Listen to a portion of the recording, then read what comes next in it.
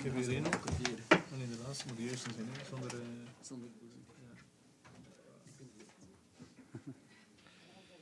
Okay, well, good afternoon, ladies and gentlemen.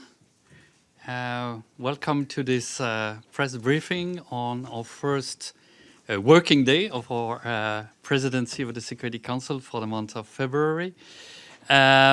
We just had the adoption of the program of work this morning, so that's already a big moment, of course, for us. And well, as you know, this will be our first and also last presidency during our 2 years in the Security Council. So it's going to be a short month, February, but also a very busy and very full month for us. So let me quickly take through the main events of our program. And then, of course, as always, I'll be happy to answer questions, or at least try to answer questions.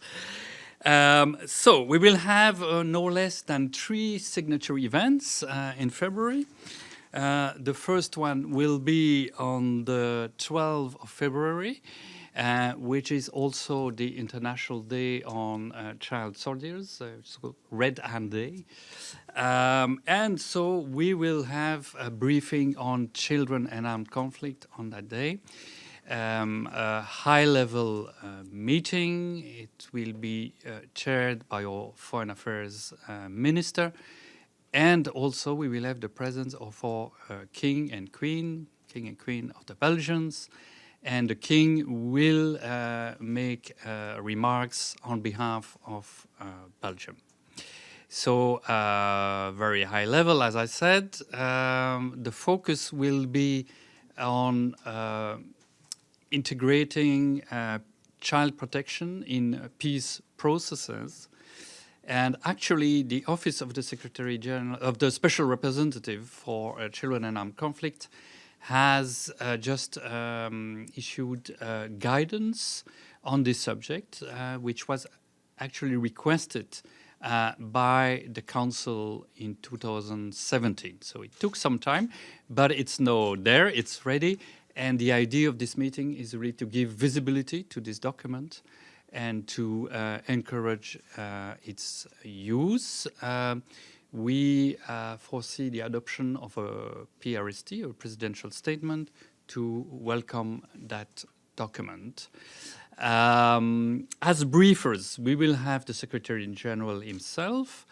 We will have also by VTC the Commissioner Shergi of the African Union, and a representative of the civil society, Mrs. Jo Becker of Watchlist, which is, as you know, a very known umbrella for NGOs active on children and armed conflict.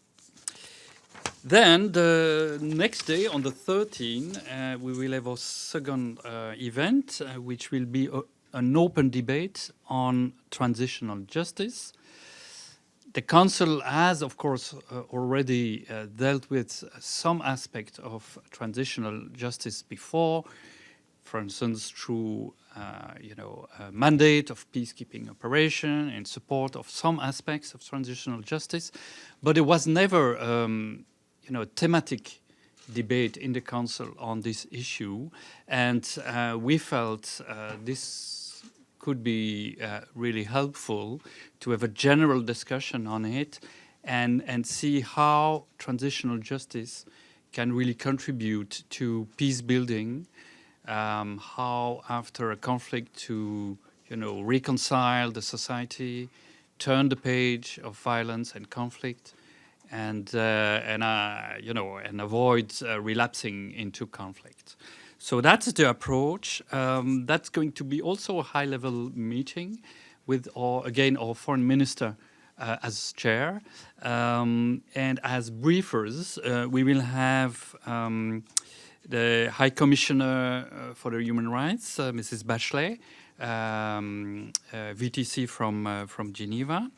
We will have Father Francisco de Roux, who is the president of the Truth and Reconciliation Commission of Colombia. And is a very impressive man, and that's a process which is going right now, as you know. And also a civil society briefer, Mrs. Yasmin Souka of South Africa, who is a well-known expert on transitional justice and was also a member of the Truth Commission in South Africa. Then our third event will be on the 25th of February, and that will be a briefing on the cooperation between the European Union, the EU, and the United Nations. You know, this is a very strong partnership on many issues. We even have a sort of trilateral partnership, UN, EU, UA, African Union. That will be, sorry, I forgot to say, that will be with the new EU representative, Mr. Borrell, Josep Borrell. That will be his first visit to New York, so that's going to be also quite interesting, I believe. Those are the main, so as I said, the signature events. Now, very briefly, let me mention some other meetings. On the 5th of February this week, we will have a briefing on small arms. This is a binaural discussion on the basis of the SG report. So as briefers, we will have Mrs. Nakamitsu of the Secretariat, and we will have also an expert of a think tank on light weapons trafficking, Mr. Damien Splitters. We will have the usual meeting on Syria, chemical weapons, the usual meeting also on Syria political, and as well Syria humanitarian. That will be at the end of the month on the 27th. And for that meeting, we expect the report of the Secretary General, which was tasked by the Council in the resolution adopted last month on the cross-border mechanism, requesting a report by DSG on possible alternatives for the Yarubia crossing points on the Iraq border. So we expect that the report will be available for that meeting.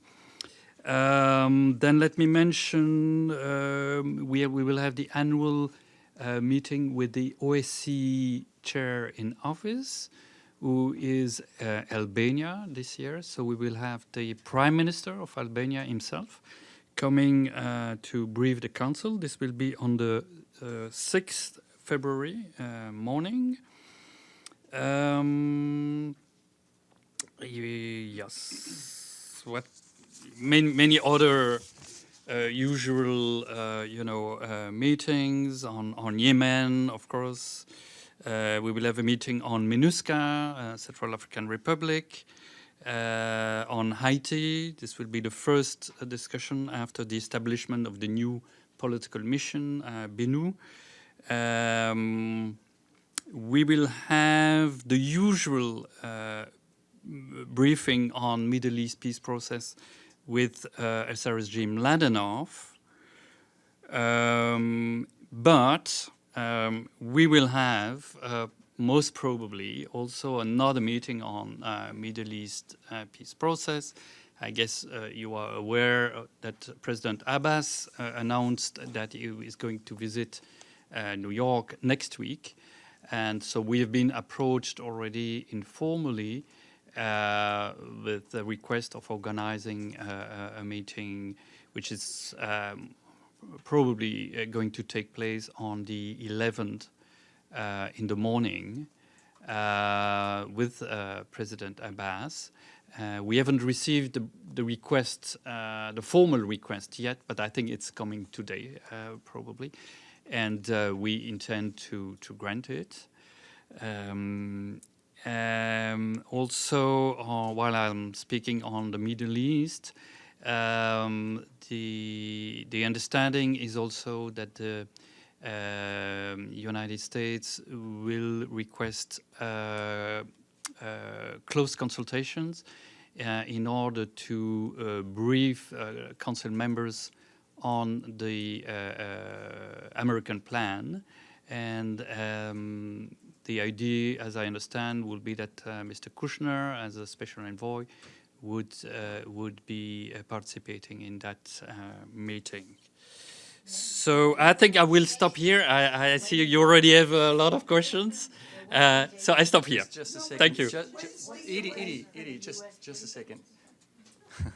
Welcome all, first of all. It's nice to see so many familiar faces and also some new faces.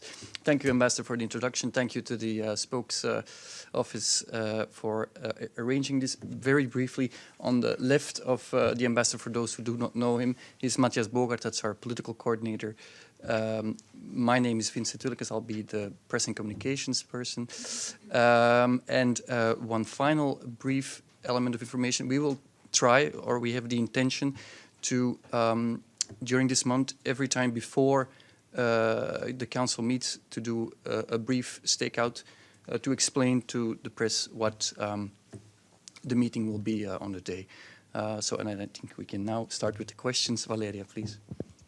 Thank you. Thank you, Ambassador, for this press conference on behalf of ANCA, and we wish you very good luck on the month of presidency.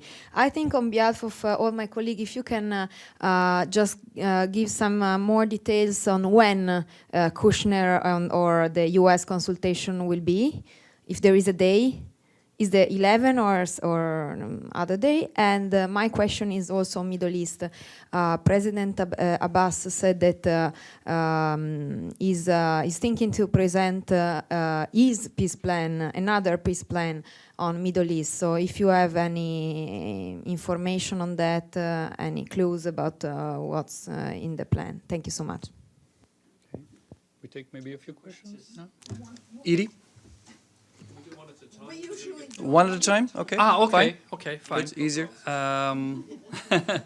Well then, yes, on the date for the American presentation, I understand this will be this week on the 6th in close consultation, probably between 12 and 1. But this remains to be confirmed, of course, but I think that would be the idea. And on intention of President Abbas, no, I don't have any indication at this stage. James? James Bays, Al Jazeera. Obviously, you have seen the very worrying developments in recent hours in Syria and in Idlib with the death of Turkish soldiers and the death of Syrian army personnel. As the President of the Security Council, but also as one of the pen holders of Syria Humanitarian, how concerned are you that the Russians and the Turks have been sort of leading the diplomacy on this, even though they're on different sides of the war, and their understanding seems to be beginning to break down in Idlib? How worried you are about the situation? You're not discussing it till the end of the month. Do you think you'll need to bring your discussions forward? Well, yes, of course, we are extremely concerned by the situation, especially in Idlib, with, as you know, a lot of people being displaced in very, very dire conditions. You know, we already addressed that last month during the monthly meeting on Syria Humanitarian. We'll continue, of course, to follow the situation very closely. And I believe, you know, if there is a need of another meeting, because you're right, I mean, the normal meeting will be at the end of the month, so we'll have to see how it develops. So we will follow it very closely. Edie?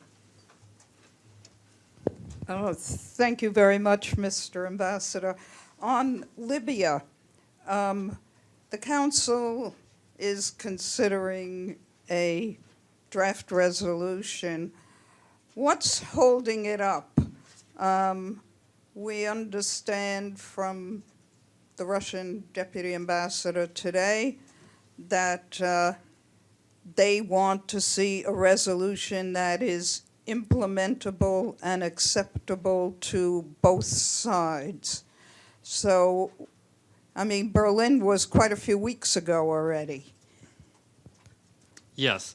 Well, absolutely. The idea, I think, was to have a resolution right after Berlin to keep the momentum, and that was the intention of the UK penholder.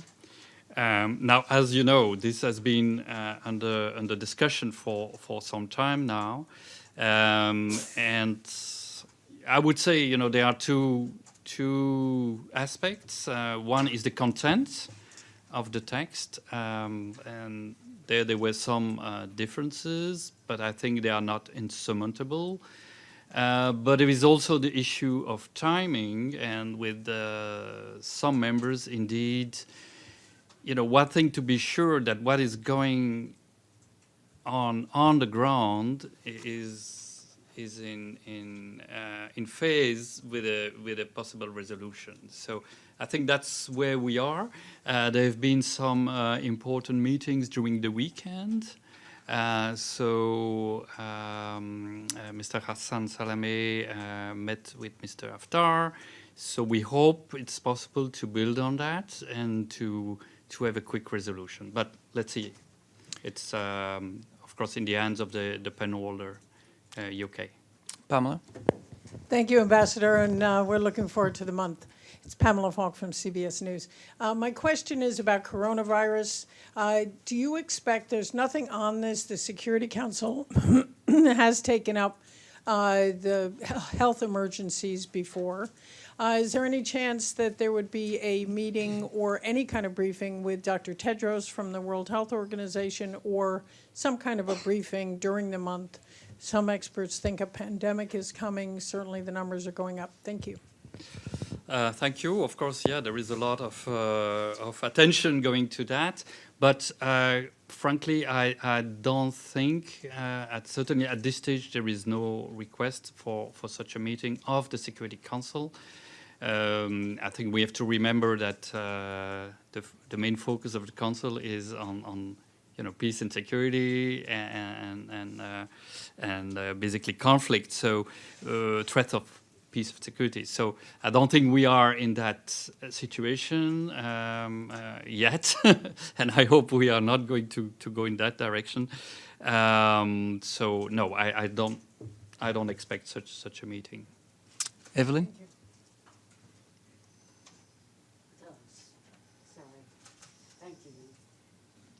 Thank you very much for the briefing. Evelyn Leopold.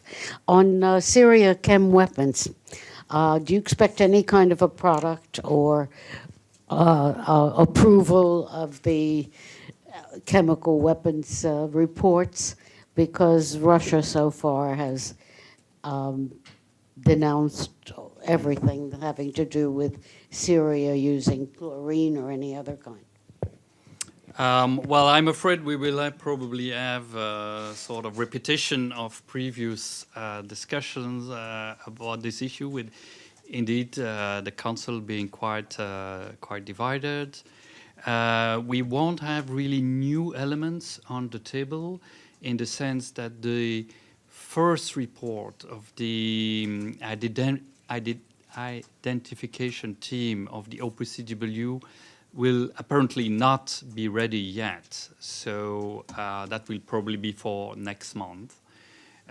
So I guess it will be, more or less the same discussion as we had before. Nabil? Thank you. Good luck, Mr. President, and thank you for this press briefing. On the Middle East, I think Mr. Kushner will be ready to listen also in the briefing, maybe on Thursday, and to receive some questions from the council members. So can you share with us your main concern that you may address in that meeting? What kind of question you have to Mr. Kushner on the plan? And also on the Middle East peace process, how would the Security Council address this issue? We have a juncture now. It's a big plan from the U.S. also it was rejected by the Palestinians and others. How should the Security Council address this matter? As a president and as Belgium, what would you do in the council to address this matter? Well, first on the meeting with Mr. Kushner, I understand that indeed he would be ready to answer questions on the plan. I think that's indeed an opportunity maybe to clarify some aspects, but it's not for me to say, you know, what's going to be the questions. That's really for the members of the council. As to what the council should do, well, you know, I think the idea is to recall the different resolutions that the Security Council has adopted on this issue.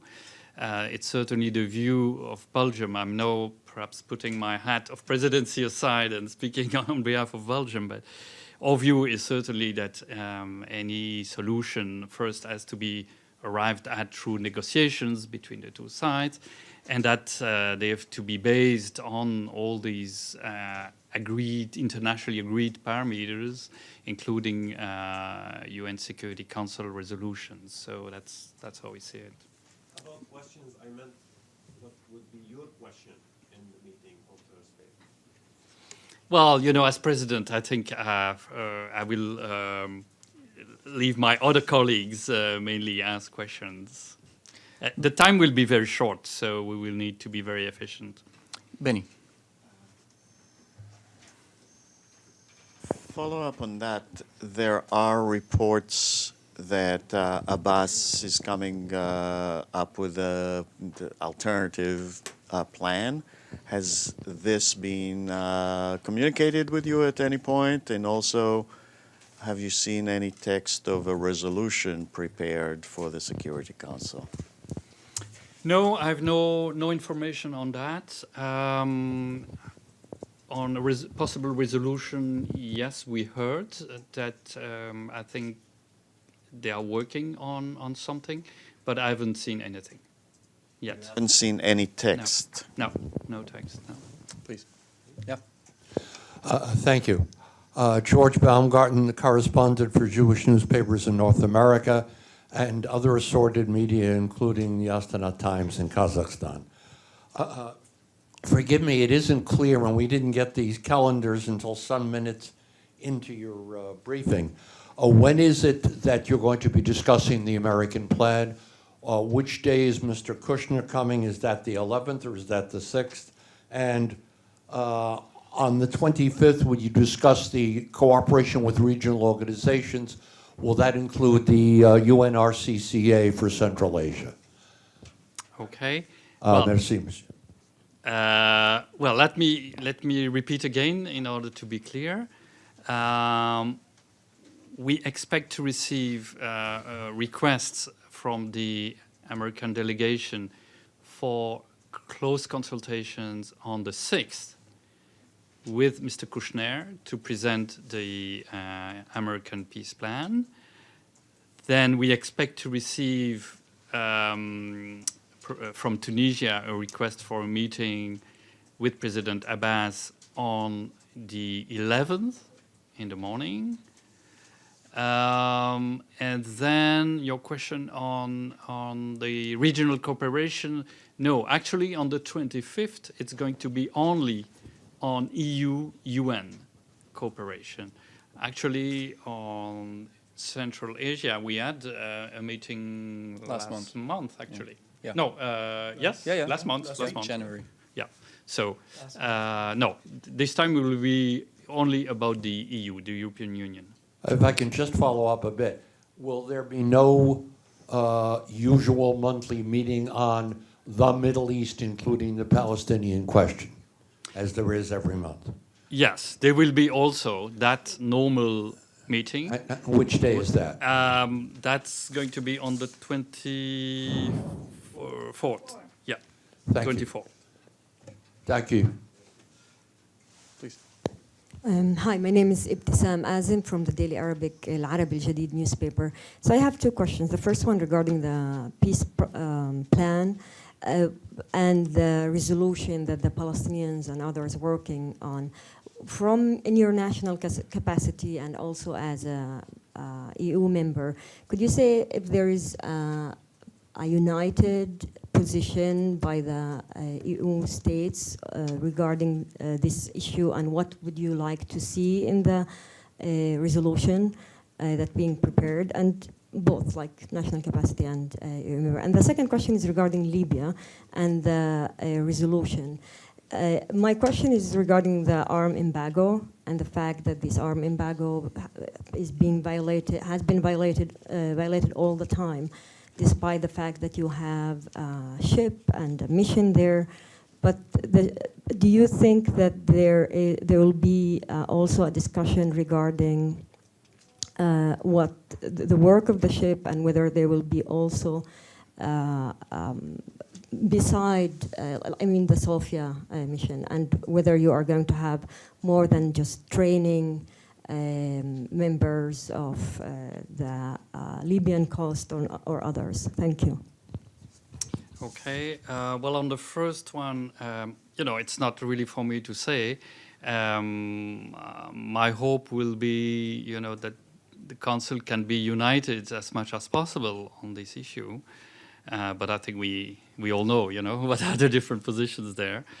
On Libya, yes, the question of the embargo indeed is a very important one. I believe this will be addressed in the draft resolution to call for respect of the arms embargo, as was also said in Berlin, and all parties who were in Berlin committed to that. So we really hope we can reinforce that point and have respect for this embargo.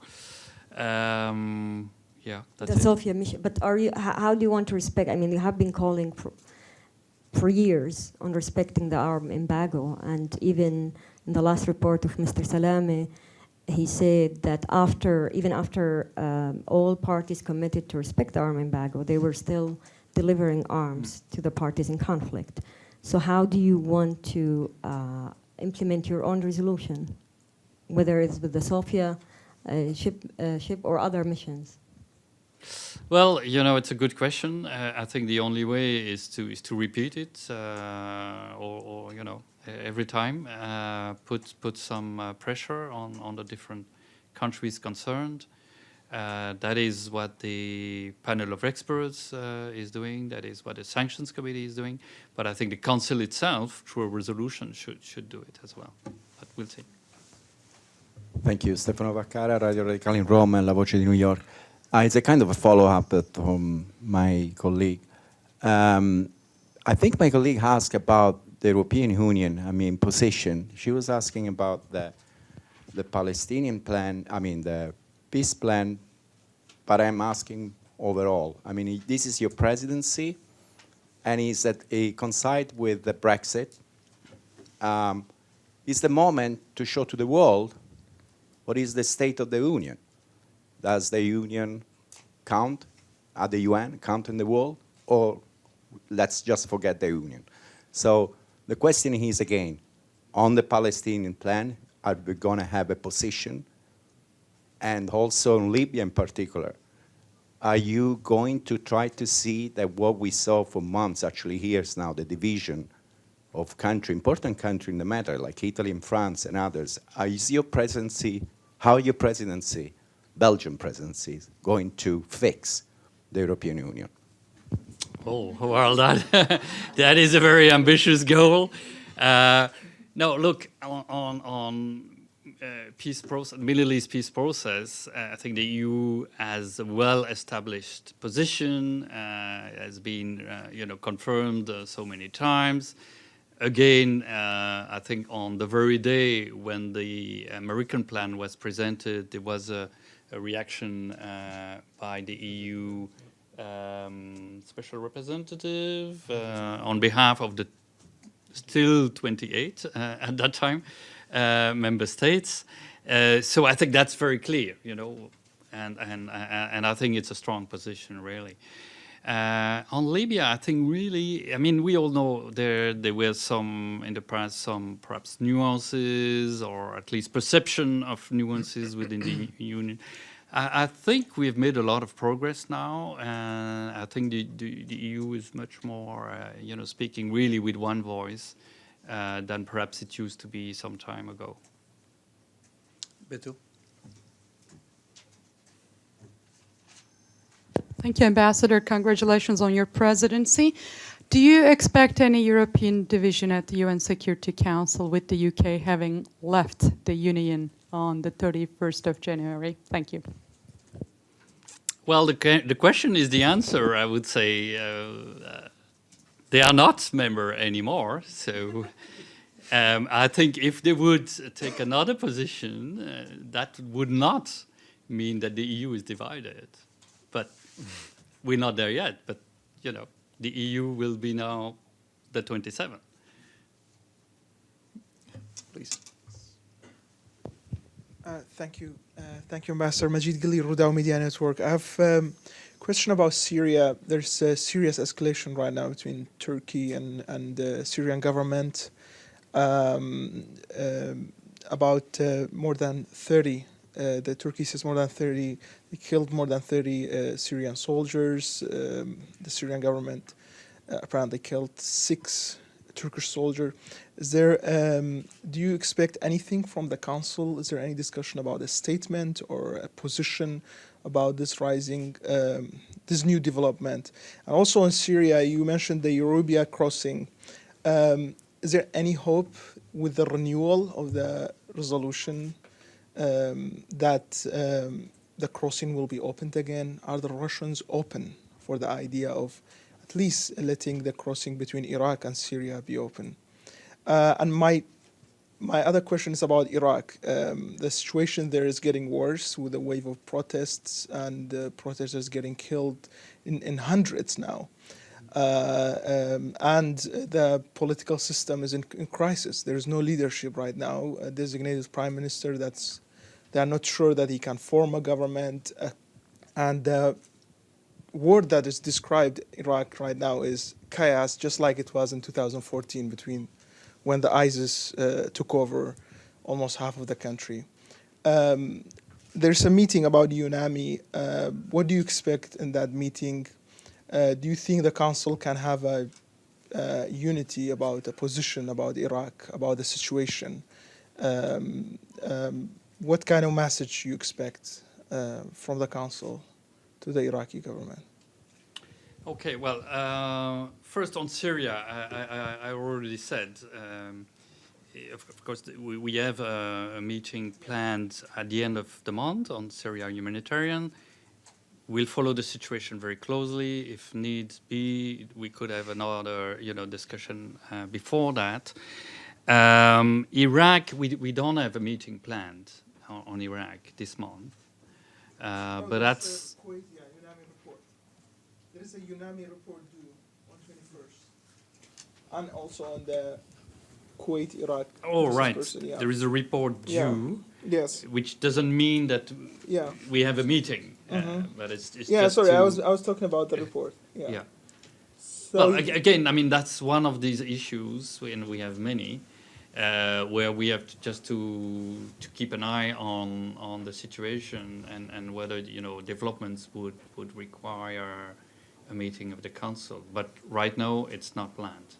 My question on Syria was not about a meeting. It was about the current escalation between Turkey and Syrian government. Was there any discussion this morning about that? No. Rhonda Halbin, and I have a blog, a netizen blog at Tots, and I have 2 pieces to the question. Michael Links is the rapporteur for the Palestinian situation, and it speaks at the General Assembly. I'm wondering if the Security Council has paid any attention to what he's done, because I thought he's particularly talked about annexation and the problem of annexing in the Palestinian situation, and then the second piece that he's talked about is that there's an improper understanding of the fact that there's somebody who's a colonizer, and then the Palestinian situation, and that it's been for a long, long time. So it's not to just not understand it. So to look and to understand the ramifications of the length of time in terms of not allowing the annexation and the Palestinian situation to continue. That's been presented in the General Assembly. Has the Security Council paid any attention to this? And is there any concern to do that? Because I think he's given an overview that should be very helpful to the Security Council in this situation. Well, I think some members of the council insist that we keep, the two organs, the two institutions separate. So, although of course the work of the GA is there and can inspire any member, I think there is no formal link between the two. And so, the meeting on the 11th, I think we will really focus on the briefing by President Abbas, what he has to say about the American plan, what are their views, their plans. So, that will be really the focus on the meeting. I have a separate. So just quickly, is what's happening with the Russian and Chinese resolution about the DPRK? Is that just not being mentioned anymore, or is there some work going on about that? No, there's no work being done about it. So as you say, I think it stays where it is.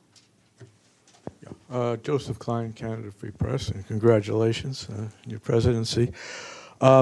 Was there any request or any consideration being given this month to scheduling a meeting on the Iranian regime's decision or announcement that it intends to leave the JCPOA and resume building up its enrichment programs beyond the restrictions, and the question of whether there would be any snapback actions? And this also goes to whether the EU itself, minus the UK, has any unified position on how to respond to Iran's withdrawal decision.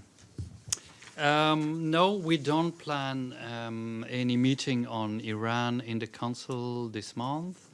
As you know, the dispute settlement mechanism of the JCPOA has been activated. So there are meetings going on, but not here in Vienna.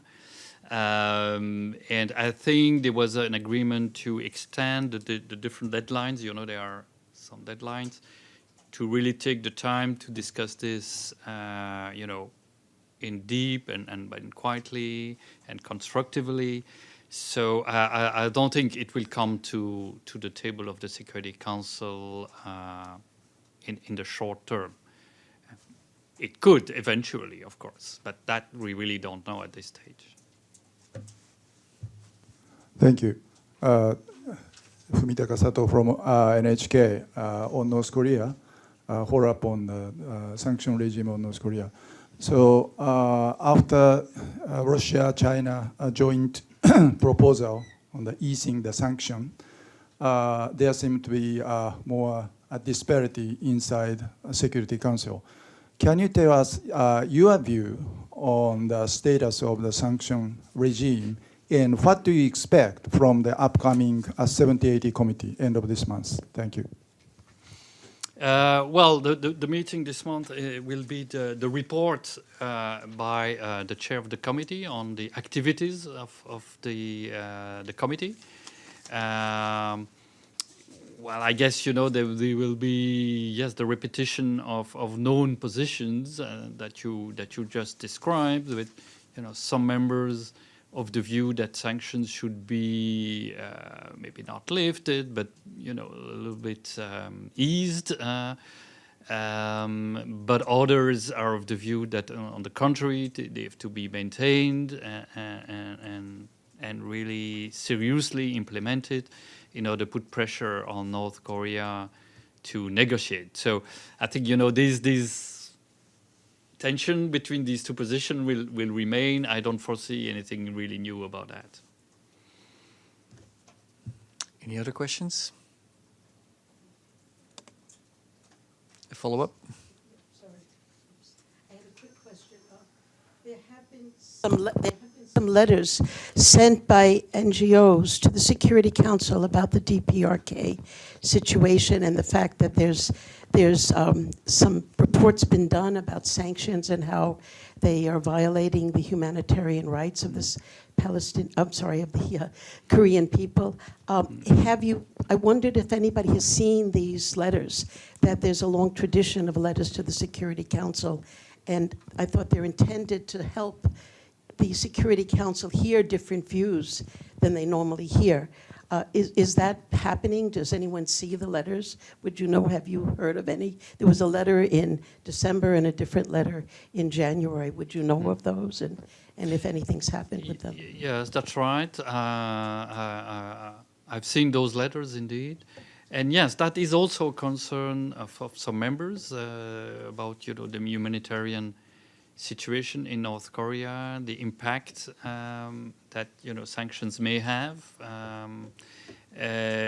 But of course, there are already some humanitarian exemptions which are existing.